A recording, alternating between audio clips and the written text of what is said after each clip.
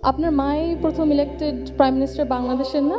তারেক রহমানের পর তার কন্যা জাইমা রহমান এখন বিশেষ মনোযোগ পাচ্ছেন বিএনপির রাজনীতিতে। দলীয় কোনো পদে না থাকলেও সাম্প্রতিক সময়ে পরিবারের সঙ্গে দেশে ফেরার পর থেকেই দলের ভেতরে ও বাইরে জাইমা রহমানকে ঘিরে এক ধরনের আগ্রহ তৈরি হচ্ছে।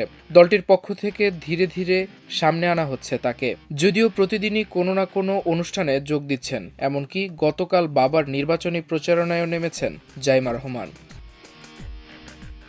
প্রয়াত রাষ্ট্রপতি জিয়াউর রহমান ও সাবেক প্রধানমন্ত্রী খালেদা জিয়ার নাতনি হিসেবে তার সম্পর্কে দলীয় কর্মী সমর্থকদের এমনকি সাধারণ মানুষের মধ্যে আগ্রহ থাকার পরও বিএনপি বা তার পরিবারের পক্ষ থেকে জাইমা রহমানের রাজনৈতিক পরিচয় সম্পর্কে বিস্তারিত কোনো তথ্য সংবাদ মাধ্যমে প্রকাশ করেনি। কিন্তু তবু কেন তাকে নিয়ে এত আগ্রহ?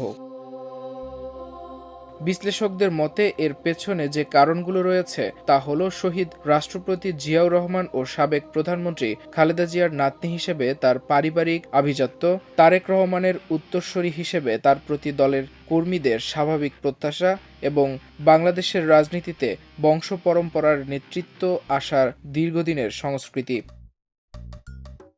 রাজনীতি এখন আর কেবল পারিবারিক পরিচয়ে সীমাবদ্ধ নেই, দিন বদলেছে মানুষের চাওয়া ও ধরন। আজকের তরুণ প্রজন্ম কার মেয়ে বা কার নাতনি তা দেখার চেয়ে বেশি গুরুত্ব দেয় নেতার নিজস্ব চিন্তা ও কর্মদক্ষতার উপর। মানুষ এখন জানতে চায় সংকটে একজন নেতার অবস্থা কী, সাধারণ মানুষের জীবনমান উন্নয়নে তার পরিকল্পনা কী। জাইমা রহমানের জন্য বড় চ্যালেঞ্জ হবে এই নতুন বাস্তবতাকে জয় করা। সামাজিক যোগাযোগ মাধ্যমের এই যুগে প্রতিটি পদক্ষেপ হয় নিবিড়ভাবে পর্যবেক্ষণ। ফলে রাজনীতিতে এলে তাকে নিছক পারিবারিক পরিচয়ের ঊর্ধ্বে উঠে নিজের যোগ্যতা প্রমাণ করতে হবে, যেমনটা করেছিলেন বেগম খালেদা জিয়া। যদি ভবিষ্যতে জাইমা রহমান রাজনীতিতে পা রাখেন, তবে তার সামনে থাকবে কণ্ঠকাকীর্ণ এক পথ।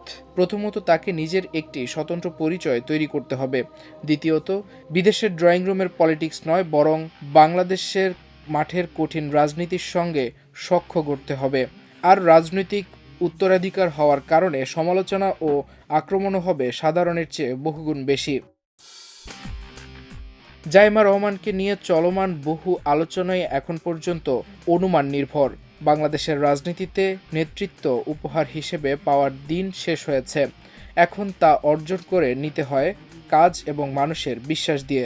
জাইমা রহমান সেই পথেই হাঁটবেন কিনা তা সময় বলে দেবে। তবে তিনি যদি কখনো ময়দানে নামেন, সাধারণ মানুষই নির্ধারণ করবে তিনি কেবল একটি পরিচিত নাম হয়ে থাকবেন নাকি সময়ের প্রয়োজনে গড়ে ওঠা একজন প্রকৃত নেতা হিসেবে নিজেকে প্রতিষ্ঠিত করবেন।